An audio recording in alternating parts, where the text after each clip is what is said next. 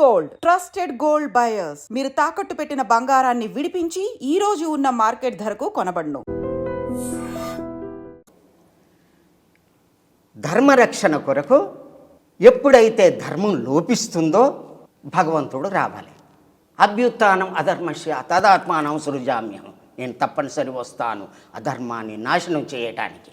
అధర్మం ఏమీ లేవు, 4 పాదాల్లో ఏది లేదు, ఒకటి లేదు. సత్యము లేదు, దయ లేదు, తపస్సు లేదు, దానం లేదు.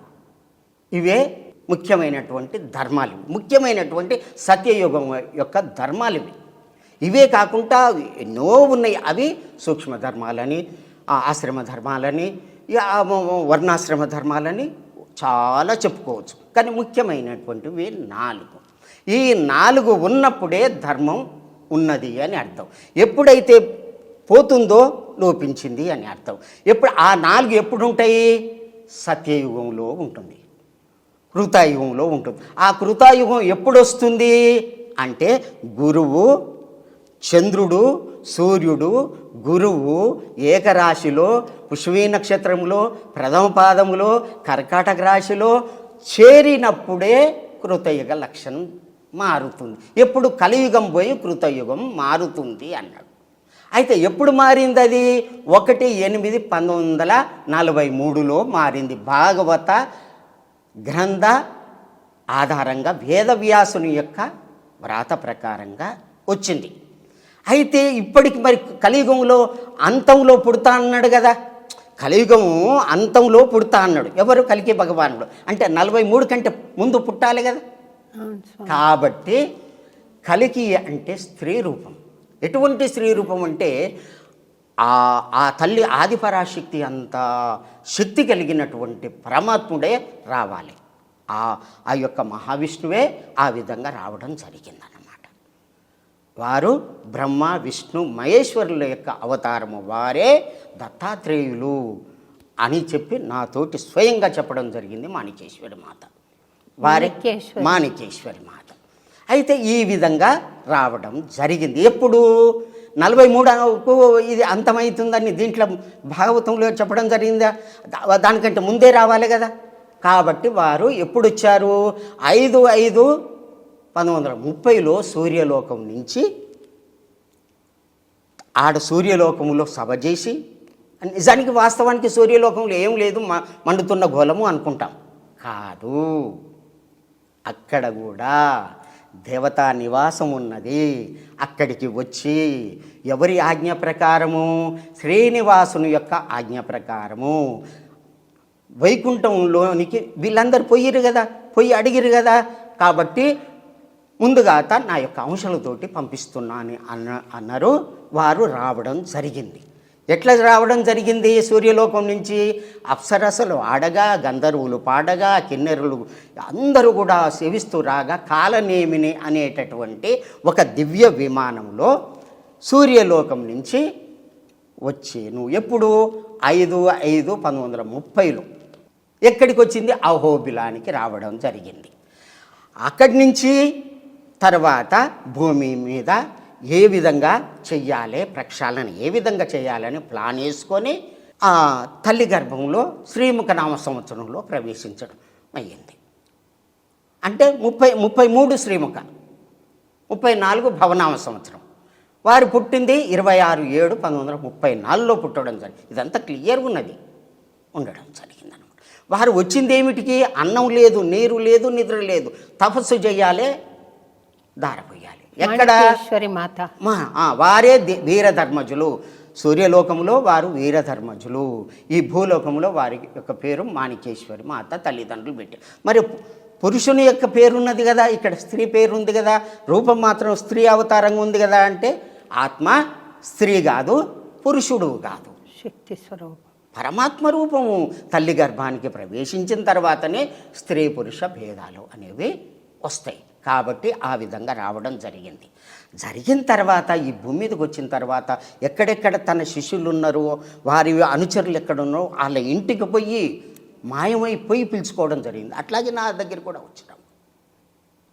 అట్లాగే ఎంతోమంది దగ్గరికి పోయి వాళ్ళని దగ్గరికి తీసుకొని రాములు నువ్వు ఈ పని చేసేది ఉన్నది, ఈ పని చెయ్యి అని నాకు ఆ ఆశ్రమంలో సాహిత్య సేవ నాకు ఇవ్వడం జరిగింది. అహింసా పద్ధతి బోధించాలి, భక్తుల్ని మార్చాలి, వాళ్ళ యొక్క అజ్ఞానాన్ని తొలగించాలి. భాగవతం చెప్పడం, కాలజ్ఞానం చెప్పడం, భగవద్గీత శ్లోకాలు చెప్పి చదివి వినిపించడం 30 సంవత్సరాలు ఆ విధంగా చేసి ఉంటుంది. ప్రచారం చేయడం, అహింస ప్రచారం. మళ్ళీ వారు వచ్చినటువంటి వాళ్లకు శక్తిపాతం చేసి వాళ్ళని దివ్యత్వం ఇవ్వడం. అట్లా అమ్మను చూసి శక్తిపాతం కలిగి వాళ్ళకి ఏమీ తెలియదు, వాళ్ళంతా పిచ్చోళ్ళలాగా తిరిగారు. అంత వాళ్ళు యోగులు, ఎంతమంది యోగులు, ఎంతోమందికి అమ్మ అన్నం లేదంటే అన్నం పెట్టించారు. అక్కడ అది ఎటువంటి ప్రాంతం అంటే కర్ణాటక ఆంధ్ర మధ్య భాగంలో కనీసం అక్షర అభ్యాసం కూడా తెలియనటువంటి వాళ్ళు, ఓం నమ శివాయ అనేటటువంటి మంత్రం కూడా అనరానటువంటి వాళ్ళు అక్కడ ఆ ప్రాంతంలో ఉన్నారు. అటువంటి వాళ్లకు బసవేశ్వరుని యొక్క గుడి కట్టించి ఓం నమ శివాయ అని అనిపించి, అంతకుముందు మాంసం తిన్నటువంటి నాలుక లావైతుంది అనరాదు, అటువంటి వాళ్ళకు ఇది తప్పు నాయన అని చెప్పి రోగాలు నొప్పులు అవన్నీ తగ్గించి అన్నం పెట్టి అన్నదానం చేసి వాళ్ళని భక్తులుగా మార్చింది. లక్షల మందిని, కోట్ల మంది విదేశాల నుంచి కూడా వచ్చారు. అమ్మ ఎక్కడంటే అక్కడ కనిపిస్తుంది, ఈడ ఉంటుంది, ఇంకా వేరే దిక్కులో ఉంటుంది, ఎక్కడనైనా తిరుగుతుంది. ఇక్కడ అమ్మ ఇక్కడ ఉండి మాట్లాడితే మా గృహంలో నల్లగొండలో రాములు రా అంటే వచ్చేది. ఈడ ఉండి పిలిస్తే ఆడ నాకు వినబడితే ఈడికి వచ్చేది. చూడు, అటువంటి గురువు నాకు ఏడ దొరకాలమ్మా, అటువంటి తల్లి నాకు ఏడ దొరకాలి. అయితే నేను పుట్టినప్పటి నుంచే నాకు యోగ జ్ఞానం ఉన్నది. 4 సంవత్సరాలకి ఆత్మజ్ఞానం దివ్య పురుషులు కలిగించడం జరిగింది. ఆ స్థితితోటి నేను సంస్కృతం తెలుగు పండితునిగా చదువుకొని నేను వేదం చదువుకోవాలి, శాస్త్రం చదువుకోవాలి, భగవంతుని దారిలో నడవాలని చిన్నప్పటి నుంచి ఉండేది. ఆ విధంగా ఇదయ్యి 1966-67లో ముమ్మడివరం పోయి వారిని దర్శించుకొని, నా గురువు నీవైతే స్వీకరించు స్వామి, లేకుంటే నా గురువు ఎవరో నాకు దొరికేటట్టు చేయమని వారిని ప్రార్థించడం వల్ల వారి యొక్క శ్వాసని నా మీద ఊదడం జరిగింది. అదే ఆశీర్వాదం. అప్పటి నుండి ఆ మళ్ళీ శ్వాసను అంటే ఎవరు స్వామి? బాలయోగి, శివ బాలయోగి ఆ విధంగా చేయిన తర్వాత 78లో అమ్మ 1975లో యానగందులో మాయమయ్యి శ్రీశైలం పోయి అక్కడ 3 సంవత్సరాలుండి తపస్సు చేసి శివునితోటి మాట్లాడి, ఎట్లా మాట్లాడిందంటే ఇప్పుడు బ్రహ్మరంభ గుడి ఉన్నది కదా, ఆ గుడిలో ఇక్కడ ఇటు ఈశాన్యమూల నుంచి చిన్న రంధ్రం ఉంది. సూక్ష్మ రూపంతో లోపలికి పోతూ ఉంటే అక్కడ దేవతా పోలీసులు ఉన్నారట. వాళ్ళు అడ్డగించిరట. శివుడు తపస్సు చేస్తున్నాడు, లోపల కొలను ఉంది, తపస్సు చేస్తుండు, మీరు పోరాదంటే నేను కూడా తపస్సు చేస్తాను, వారిని కలిసి మాట్లాడతానంటే ఆజ్ఞ తీసుకొని వస్తే అప్పుడు తీసుకుపోతే నాగేంద్రుడు ఉన్నాడట, పోలీసులు ఉన్నారట, దేవతా పోలీసులు. అమ్మ చెప్తుంటే నేను ఎక్కడ ఏ శాస్త్రంలో రాసలేదు. పోయిన తర్వాత 45 నిమిషాలు మాట్లాడిండు. ఏమని? ఈ యొక్క భూమండలాన్ని ఎట్లా ఈ విధంగా చెయ్యాలి, పాపాత్ములు ఏ విధంగా దూరంగా చేయాలి, తల్లి ప్రేమతోటి చెయ్యాలి, చిన్నగా ముద్దలు తినిపిస్తూ పిల్లలకి ఏ విధంగా ప్రేమను అందిస్తూ బోధిస్తారో అట్లా ఆ అమ్మ నేర్పడం జరిగింది. చంపడం కాదు ముఖ్యం, చంపితే ఈ గొంతు పోతుంది, ఆత్మ ఎట్లయితుంది, మనసు ఎట్లా మారుతుంది. కాబట్టి ఆ విధంగా ఆ అవతారం రావడం జరిగింది. శివుని యొక్క ఆజ్ఞ చేత అమ్మ మళ్ళీ రావడం జరిగింది. నాకు శ్రీశైలంలో కరీంనగర్లో దర్శనం ఇచ్చింది. అమ్మ యొక్క అనంతమైనటువంటి రూపాన్ని మొదటిసారే నేను చూశాను, మొదటిసారి విశ్వరూపాన్ని చూశాను. ఆహా, ఇటువంటి పరమాత్మ నాకు దొరకడని చెప్పి అమ్మని వదిలిపెట్టలేదు, నన్ను కూడా అమ్మ వదిలిపెట్టలేదు. తర్వాత ఈ కాలజ్ఞానం ఎట్లా అంటే నేను పైసలు పంపలేదు, ఏది లేదు, నా ఇంటికి వచ్చింది. అప్పటి నుంచి దాంట్లో కాలజ్ఞానం తీసి, స్వామి నీ దయ ఉంటే నా గురించి ఏముందో చెప్పు స్వామి అని ఇట్లా తీసి ఇట్లా ఎలిపెట్టాను. నువ్వు చూడు, నువ్వు అడిగేది చూడు, నీవు ధర్మాత్మునివి, నేను అనంతుడను, ఇది వ్రాయవలసి ఉన్నది అని అట్లాగే రాసింది. అదేంది మాయ. ఆహా అంటే ఇది వదిలిపెట్టొద్దని 7 సంవత్సరాలు సాధన చేసి ఆ విధంగా చేసి అమ్మ దగ్గరికి పోయి, అమ్మ ఇట్లా ఉంది ఇట్లా ఉందంటే, అది నాయన బ్రహ్మంగారి యొక్క శక్తి మొత్తం నింపిండు. ఆ కాలజ్ఞానం 4 వేదాల యొక్క సారం అంతా దాంట్లో ఉంది. ఇది మూలము, ఇది ప్రణవ వేదము అంటారు, దీన్నే సాంద్ర సింధు వేదము అంటారు. ఇది సాధ్యం కాదు, భగవంతుని యొక్క దయ వల్లనే ఇది సాధ్యమవుతుంది అని అమ్మగారు చెప్పారు. అప్పుడు నన్ను పరీక్షించి ఇది శక్తి ఇచ్చి అమ్మ 5 మామిడి పండ్లు ఇచ్చింది నాకు ఈ శక్తిపాతం చేయడం. అవి మొయ్యలేకపోయినా, ఒక్కొక్కటి కిలో ఉంటుంది, కానీ నేను తీసుకున్న తర్వాత ఒక్కొక్కటి 10 కిలోలు. వారి యొక్క ఇది ఒకసారి నాకు దర్శనం ఇచ్చారు కదా, కాళీమాతగా దర్శనించారు, అదురుకొని పోయినమ్మ, భయంకరమైన రూపంతో అమ్మ చూడలేను అని చెప్పి భయంకరంగా పారిపోయినా. ఆ విధంగా శక్తివంతులైనటువంటి పరమాత్ముని యొక్క స్థితే కలికి రూపమై 1934లో జన్మించి భక్తులను ఉద్ధరణ చేసి రక్షించారు. ఇప్పుడు లింగంలో కూర్చున్నారు. ఎప్పుడు 43లో ముందు ఉండాలి కాబట్టి మీరు 43 ముందుకు వచ్చారు. మళ్ళీ తర్వాత ఇప్పుడు 12/8/2026కు మళ్ళీ వస్తుంది. ఏంటిది? అదే ముహూర్తం.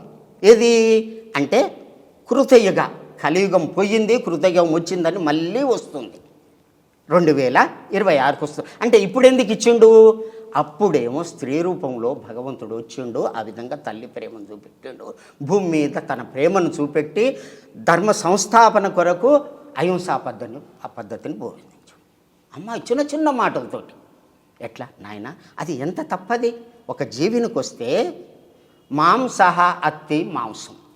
మాంసం అనే పదానికి అర్థమైంది మాం నన్ను, సహ అది, అత్తి తింటుంది, నీవు అది తింటే అది నిన్ను తింటుంది. అంటే నీ రూపం దానికి పోతుంది, దాని రూపం నీకు దోస్తుంటే నీకు పాపం వస్తుందని, పుణ్యం వస్తుందని అర్థం.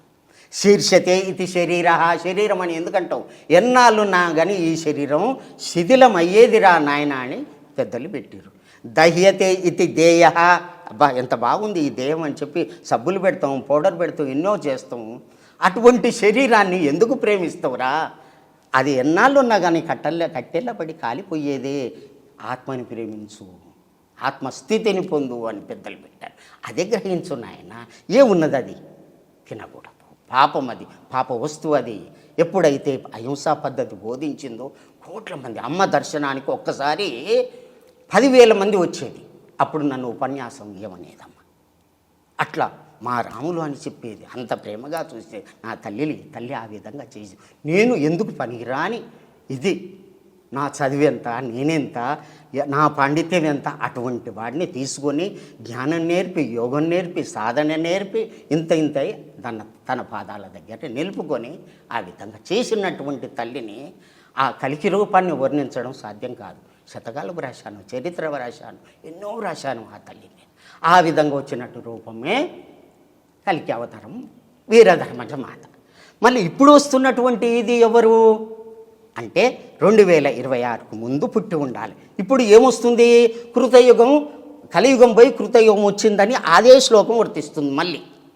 అంటే అప్పుడేమో మొదటిసారి ఒక రూపం వచ్చారు, రెండోసారి ప్రక్షాళన చేయటానికి సమానమే అయినకుంటే సామభేద దండోపాయాలు. ముందుగాత సామంతో నాయన వద్దురా అని చెప్పిండ్రు, భేదం చేసి చెప్పిండ్రు. ఇప్పుడు దండోపాయం కొట్టడమే. అందుకనే నష్టం జరుగుతుంది.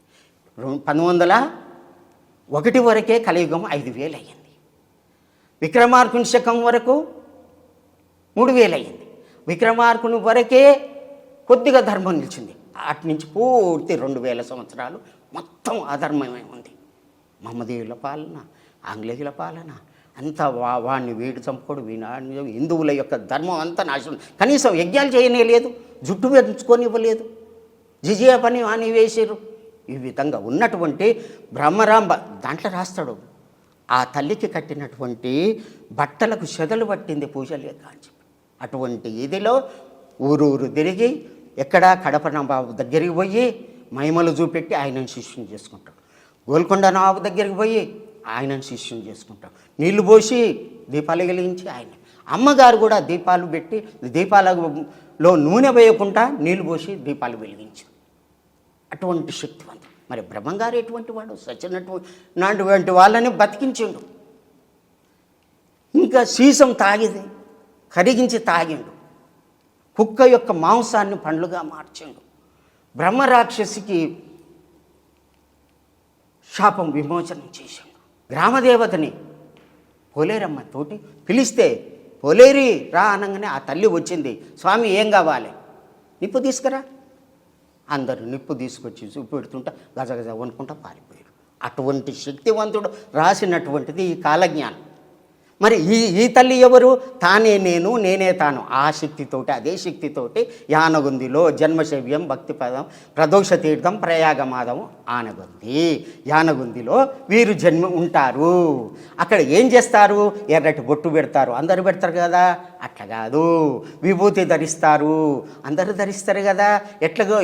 ఎట్లా గుర్తుపట్టాలి?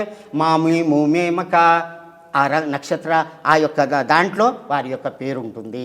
తల్లిదండ్రులు పెట్టినటువంటి పేరు మాణికేశ్వరి మాత. వారు ఏం చేస్తారు? వషట్కారం యజ్ఞాలు చేస్తారు. వారు ఏం చెప్తారు? అక్షరం ప్రోక్తం. ఏ అక్షరము నాశనం లేనటువంటి దాన్ని ఆత్మస్వరూపాన్ని బోధిస్తారు. ఓం నమ శివాయ అని మంత్రాన్ని చెప్తారు. ఆ విధంగా చేసే భక్తుల్ని ఉద్ధరణ చేస్తారు. ఈ విధంగా ఎన్ని రాసి ఉన్నాయో. వారే దక్షిణ భారతదేశంలో వెలిసినటువంటి భగవంతుని యొక్క పీఠం ఇది అని చెప్పి రాసి ఉన్నది.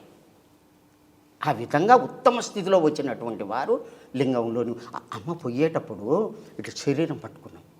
అమ్మ శరీరం వదిలిపెట్టింటే ఎప్పుడు అంటే 7/3/2000 నాడు వారు పూర్ణస్థితిలో ఇదైండ్రు. అయితే 3 రోజులు అక్కడనే ఉంచారు. 3వ నాడు తీస్తే కింద ఇట్లా పట్టుకుంటే ఎన్నుకుంటే కాలుతున్నారు. అంటే శరీరం వదిలిపెట్టలే అమ్మ. లింగంలో కూర్చోబెట్టి స్థాపన చేసిన కానీ యోగ మాయది అమ్మది. ఇంకా ఎప్పటిదాకా ఉంటా అన్నారు అంటే 34 దాకా ఉంటా అన్నారు. నేను మళ్ళీ వచ్చి దర్శనం ఇస్తాను. 34 వరకు వాళ్ళు నేను పటపట ధ్వనులతోటి భేదించి వస్తాను. ఒకసారి పరీక్ష చేశారు. ఏమని చేశారంటే 12 పంచకాలు 2 మీద ప్రకాశార్థం అంటే వారి 20వ ఏట 70 రోజులు ఆ గదిలో ఉండి అక్కడ త్రిశూలం పెట్టుకొని పండ్లు పెట్టి కొబ్బరికాయ కొట్టి మళ్ళీ గదిని మొత్తం మూసిరు. గాలి లేదు, వెలుతురు లేదు, కిటికీలు లేవు, ఏవి లేవు, మూసిరు. అది గవర్నమెంట్ ఒప్పుకోదంటే వేరే ఆ ఊరి పటేలు ఒప్పుకున్నాడు. అమ్మకి ఏమన్నా అయితే నేను నా యొక్క జాయిగా తెస్తాను. తర్వాత 71వ రోజున ఆ గది తానంతట అది పలిగి బీటలు వారి అమ్మ బయటికి రావడం జరిగింది. అప్పటి నుంచి హైదరాబాద్ సంస్థానంలో ఉన్నటువంటి వాళ్ళందరూ గుర్తించి అమ్మ అని కాలు మొక్కినప్పుడు. అంతకుముందు ఎవ్వరు ఆ స్త్రీ రూపంలో ఉన్నటువంటి కష్టాలు ఎన్ని ఉంటాయి, చాలా కష్టం. అందులో పేద స్థితిలో ఉన్నటువంటి ఇంటిలో పుట్టింది. అప్పుడు అమ్మ అని కాలు మొక్కారు. ఆ ఊరి పటేలు ఎన్నో విధాల అమ్మను పరీక్ష చేసిండు. పాలిస్తే రక్తంగా మారినాయి. హుమ్నాబాదు మాణిక్యప్రభు యొక్క చెల్లెలు కొడుకు అప్పసాహ్ మహారాజు ఆడికొచ్చి ఆ ఆశ్రమం నడవటానికి నారాయణపేటకు వస్తే యజ్ఞాలు చేసి ఇదే ఉంటే రామరెడ్డి ఇక్కడికి ఒక మహాశక్తివంతమైనటువంటి పరమాత్ముడు ఇక్కడికి వస్తున్నాడు నాయన, వారిని మీరు చూసుకోవాలని చెప్తే 6 నెలలకే అమ్మ రావడం జరిగింది. 50లో అమ్మ అక్కడికి రావడం జరిగింది. 1950లో ఆ గుట్ట మీదకి రావడం జరిగింది. తర్వాత శివాలయం కట్టడానికి కింది నుంచి గుట్ట మీదకి మొయ్యటానికి బిందె ఎత్తుకొని పోతూ ఉంటే బిందె కింద నింపి పెడితే బిందె మాయమై పైన ఉండేది. వారు అనుష్ఠానంలో కూర్చుంటే గంటలు అవే గనగన మోగేది. పుష్ప వర్షాలు కురిసేవి. నా కన్నులార చూశాను. ఎవరు? అమ్మ చెప్తుంటే శివునితోటి ఈ విధంగా మాట్లాడిన నాయన 45 నిమిషాలు మాట్లాడిండు. అక్కడి నుంచి వెళ్ళి నేను హిమాలయకి వెళ్ళిపోతున్నాను అని చెప్పిండు అని ఇంకా కొన్ని విషయాలు దాచిందమ్మ. అంటే ఈ ప్రాంతం నువ్వు చూసుకో. శివుడు మళ్ళీ అక్కడికి వెళ్ళిపోయిండని చెప్పాడు. అదే నేను పుస్తకాలలో వ్రాసిన బుక్లో గ్రంథస్థం చేశాను. అమ్మ చెప్పినటువంటి ప్రతి మాట కూడా పారేయలే దాంట్లో వ్రాసి పెట్టాను. ఆ విధంగా బ్రహ్మంగారి కాలజ్ఞానము అమ్మ యొక్క చరిత్ర జోడించి అందరికీ చిన్న చిన్న మాటలతోటి తీయగా అందరికీ ప్రచారం చేయడం.